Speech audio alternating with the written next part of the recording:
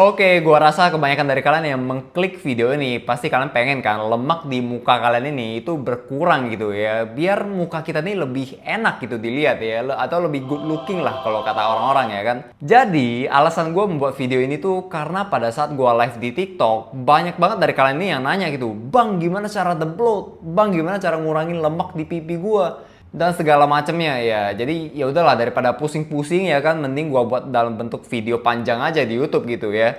Karena gua dulu juga pernah ngalamin itu ya, dimana pipi gua tuh gemuk gitu, bulat gitu. Dan setelah gua gym, pipi gua juga masih tetap bulat gitu ya. Jadi seenggaknya gua memiliki pengalaman lah dalam menguruskan pipi ini ya. So, langsung aja ya. Yang pertama, kalau kalian pengen lemak di muka kalian ini hilang, maka jelas kalian harus kurangin kadar lemak di tubuh kalian ini secara keseluruhan ya. Gak bisa di satu bagian tubuh doang ya. Mungkin ada kalian yang nanya, kok bisa gak sih gue cuma ngilangin lemak di pipi gue doang gitu? Nggak bisa ya. Karena lemak itu turunnya secara keseluruhan ya. Jadi pada saat kalian defisit kalori, lemak itu seluruh tubuh kalian lemaknya berkurang gitu. Nggak bisa di satu bagian doang. Jadi kalian nggak bisa cuman ngurangin lemak di pipi, cuman ngurangin lemak di perut, cuman ngurangin lemak di paha, itu nggak bisa ya.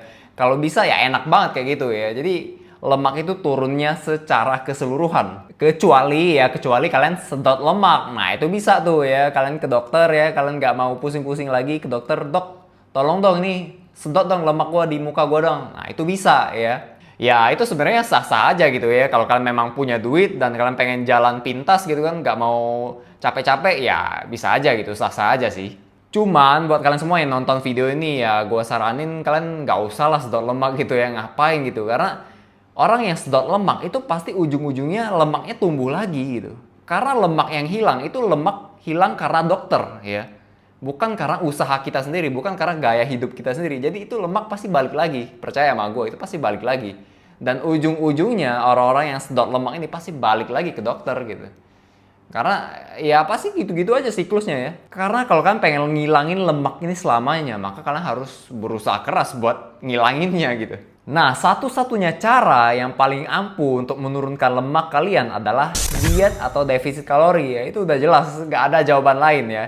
Itu satu-satunya jawaban. Kalian harus pilih gitu, kalian mau makan enak atau enak dilihat muka kalian ya. Kalian harus pilih salah satu. Kalau kalian mau dapetin sesuatu, harus ada sesuatu yang dikorbanin ya. Cuman sebenarnya makanan yang sehat itu bukan berarti gak enak ya. Itu cuman skill issue doang sih. Itu tergantung skill memasak kalian ya. Kalau kalian bisa masak ya, kalian bisa dapat makanan yang sehat plus enak gitu ya. Jadi itu tergantung skill masak kalian ya. Jadi belajarlah masak gitu. Cara diet yang paling gampang adalah kurangin porsi makanan kalian ya. Kalau kalian mau lebih akurat, kalian bisa pakai timbangan makanan gitu ya. Kalau kalian mau lebih akurat, cuman gue yakin kalian semua di sini pasti males gitu buat nimbang-nimbang kayak gitu. Ribet banget sih kok gue gak ada timbangan gitu. Ada cara lain nggak? Ada ya. Caranya adalah kalian tinggal kurangin porsi nasi kalian gitu. Jadi yang biasanya dulu kalian makan nasi sepiring gede nih, kurangin lah jadi setengah porsi aja gitu ya, gak usah banyak-banyak nasinya. Nah dengan itu jelas lebih gampang kan, harusnya kalian semua pasti bisa gitu lakuin itu. Kalau kalian tetap gak bisa, ya itu kalian memang gak ada niat aja buat diet sih. Atau kalian bisa ngikutin gue aja gitu, gue lakuin namanya tuh targeted carbo diet ya. Jadi di saat hari gue latihan beban atau latihan nge-gym, karbo yang gue konsumsi itu sedikit gue banyakin gitu. Sementara di hari-hari rest day ya, dimana gak ada aktivitas, karbonya gue kurangin gitu ya. Jadi di hari latihan karbonya lebih banyak, sementara di hari istirahat karbonya lebih rendah gitu. Jadi selama ini itulah yang gue lakuin untuk lakuin body recomposition ya, untuk naikin massa otot sambil turunin lemak kita ya.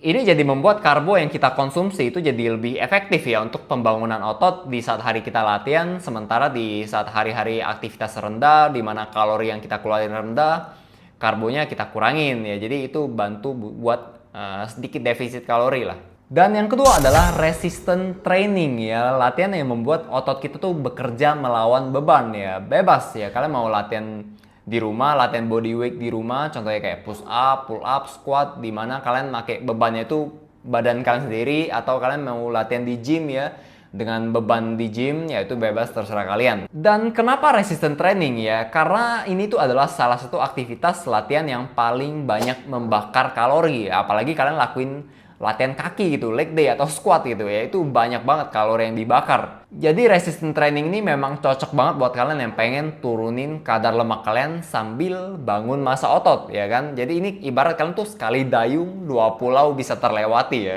Ah bang, lu selalu nyuruh latihan, lu selalu nyuruh gym gitu. Ya bro, gimana ya, latihan beban memang udah terbukti bagus banget buat fisik kita gitu. Bukan hanya buat fisik kita, tapi buat hormon dan psikologis kita juga sebagai seorang pria ya kan. Ya kalau gak percaya lu lihat aja Om Aderai gitu. Beliau umurnya udah kepala 5, udah 50 tahunan, dan kalian lihat masih fit banget gitu kan. Mukanya masih awet muda banget itu karena beliau rutin latihan beban ya. Terus buat kalian yang bilang gitu, ah bro gue gak punya waktu nih buat latihan. Bro, Pak Prabowo aja presiden kita ya, itu presiden itu pekerjaan paling sibuk di dunia. Beliau aja masih sempetin buat olahraga gitu. Beliau masih berenang tiap pagi gitu. Ah lu tahu dari mana bang Pak Prabowo berenang tiap pagi? Kalian nggak perlu tahu ya, gue tahu dari mana. Karena gue nih orang dalam MBG soalnya. Jadi kalian semua ini memiliki waktu 24 jam dalam sehari ya. Dan katakanlah 7 jam ini udah buat tidur ya. 24 kurang 7 berapa? Sisa 17 jam ya. 17 jam kalian kali 7 hari dapat 119 jam dalam seminggu ya. Kalian punya 119 jam dalam seminggu. Masa sih dalam seminggu ini kalian nggak bisa luangin waktu kayak 4 atau 5 jam doang gitu dalam seminggu ya. 4 sampai 5 jam doang buat olahraga gitu. Sementara kalian scroll TikTok per harinya aja bisa sejam lebih gitu. Jadi nggak mungkin kalian nggak punya waktu ya. Ini alasan nggak punya waktu ini pure bullshit ya. Ini memang lu males aja sih. Nah terus buat kalian nanya lagi nih, bang apakah gue bisa bikin rahang gue lancip dengan latihan mewing-mewingan? Bro, gue kasih tahu ya, mau lu mewing kayak gini 1000 kali sampai rahang lu patah ya. Kalau lu diet gak bener, maka rahang lu tetap gak kelihatan gitu. Gak bakal lancip karena ketutupan sama lemaknya gitu. Jadi kuncinya ya tadi, kurangin kadar lemak kalian gitu. Baru abis itu kalian ya bebas lah kan mau latihan mewing-mewingan segala macam, itu terserah kalian ya. Selanjutnya kita bakal bahas tentang bloated atau bloating ya. Jadi ini kondisi dimana tubuh kalian tuh kembung sementara ya. Ini bukan gara-gara lemak. Jadi ini bisa dihilangin itu. Jadi salah satu penyebab utama dari bloated atau bloating ini itu karena kita tuh konsumsi makanan yang tinggi natrium ya, yang tinggi garam gitu. Kenapa garam? Karena garam ini bisa membantu tubuh kita tuh membuat tubuh kita tuh lebih cenderung menyimpan air ya. Jadi airnya tuh kesimpan di wajah kita, kesimpan di perut kita kadang. Jadi itu terlihat lebih kembung jadi muka kita ya. Nah, makanan yang tinggi natrium ini itu bisa kita temuin di makanan-makanan instan gitu. Gak usah jauh-jauh ya. Contohnya mie instan aja itu natriumnya tinggi banget ya. Ya, gue dulu adalah seseorang yang sangat menyukai mie instan ya. Gue sering makan Indomie lah. Ya, siapa sih yang gak suka Indomie gitu ya? Gue rasa kalian semua di sini yang nonton juga pasti suka Indomie gitu kan. Siapa yang gak suka? Jadi dulu gue sering banget sampai ada jadwalnya gitu. Bahwa dalam seminggu gue tuh pasti makan mie sekali ya. Itu harus sudah. Jadi dalam seminggu gue pasti makan mie sekali. Malas dalam sekali makan ini gue makannya 2 porsi lagi kan. Karena 1 porsi ya gak cukup lah. Jadi itulah kenapa muka gue dulu tuh mungkin gara-gara Indomie ya. Jadi cenderung lebih berjerawat dan lebih terlihat kembung ya. Tapi semenjak gue mulai sadar ya, gue mulai kurangin banget. Gue mulai gak konsumsi lagi makanan-makanan yang instan kayak begini. Ya beruntungnya ya bersyukur muka gue jadi lebih better lah ya. Cuman bukan berarti gue gak bolehin kalian makan mie sama sekali ya. Ya tetap boleh-boleh aja sih ya, itu terserah kalian gitu. Cuman gue saranin ya kurangin aja lah gitu. Paling kayak sebulan sekali doang gitu kan. Nah sesudah itu penyebab bloated yang kedua adalah pencernaan yang lambat. Nah ini bisa terjadi karena kalian kurang minum ya. Kurang gerak juga bisa gitu. Kurang makan sayurnya. Pokoknya hal-hal yang membuat pencernaan tubuh kalian tuh lambat lah. Sehingga makanannya tuh lebih tertahan lama di perut kalian ya. Jadi perut kalian ya terlihat lebih buncit pasti gitu. Jadi solusinya kalau kalian pengen the bloat ya, lakuin the bloat ya, yang pertama kalian harus hindari makanan fast food ya. Makanan-makanan instan ini udah harus di-kick sejauh mungkin ya. Dan yang kedua, minumlah air yang cukup gitu ya. Dan ketiga, jangan males gerak ya. Karena dengan kalian bergerak itu bisa membantu ngeluarin gas di tubuh kalian ya. Gerak apa? Gerak contohnya kayak jalan aja gitu, jalan biasa aja gitu ya. Dan makanan yang gua rekomendasiin banget buat kalian yang pengen the bloat adalah pisang ya. Karena itu bisa membantu pencernaan di tubuh kita ya kan. Sebenarnya ada lagi makanan yang lain, cuman gua rasa yang paling terjangkau dan paling banyak dijual di pasar ya pisang gitu ya, yang paling bisa kita beli ya.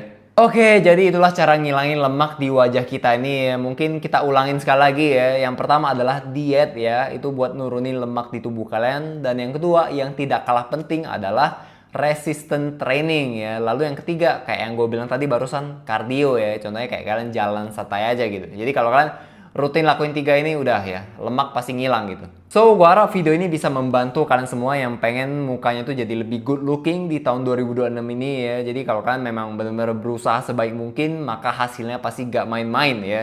Jadi gua tunggu kalian semua para calon mewingers